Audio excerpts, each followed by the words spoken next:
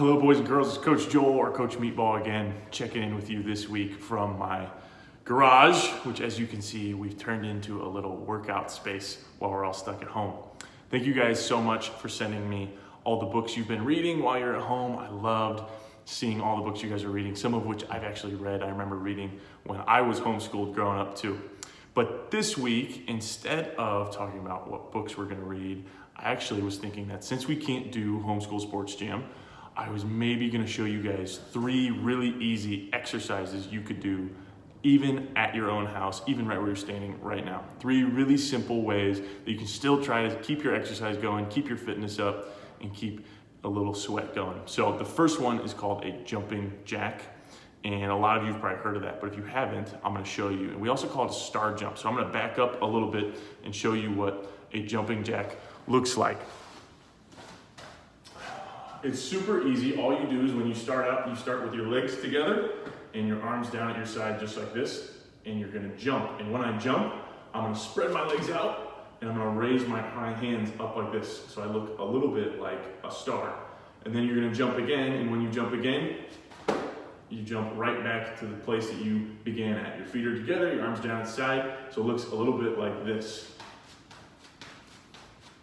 See if you can do 10 jumping jacks, which is a great way to get your heart rate up and get a little bit of exercise. For the other 2 exercises that I want to show you, I'm actually going to bring you guys down a little bit lower, and I'm going to back up again. The other 2 exercises that I've been trying to do a lot, the first one is a push-up. And I know all you guys know what push-ups are, but I want to make sure that you're doing them the right way so that you stay safe and you don't get yourself hurt. So when you do a push-up, you want to put your arms just about shoulder width, which what that means is if you take a stick right from your shoulder and put it right into the ground, that's right where you want your hand to be on the ground. And then you can put your feet together right behind you and try to keep your body nice and straight. You don't want to have your rear end super high in the air, and you don't want to have your rear end super down like this either. You're going to hurt your back doing it that way. And when you do a push-up, you want to go all the way down and then all the way back up. If you only do a little bit, this is okay, but this isn't quite as effective. Now, if that's too hard, you can actually put your knees on the ground. See how my knees on the ground? Still keep your bottom nice and straight. You don't want it up, you don't want it down, but you can put your knees on the ground and you can do a push-up that way. That's a little bit easier way to do a push-up. So I would love to see if you guys could do 5 or even 10 perfect push-ups. The last one I do is called a plank, because you want to make your body look like a piece of wood or a board. This is a plank. I'm gonna put my elbows on the ground and I'm gonna put my feet together just like a push-up, and I'm gonna keep my bottom not super high, not super low, just like I'm doing a push-up. Keep it nice and straight like that. And then that's all you have to do. You don't even have to move. You just hold the plank for probably 30 seconds. I bet you guys could even hold it a lot longer than I can. I'm not very good at planks.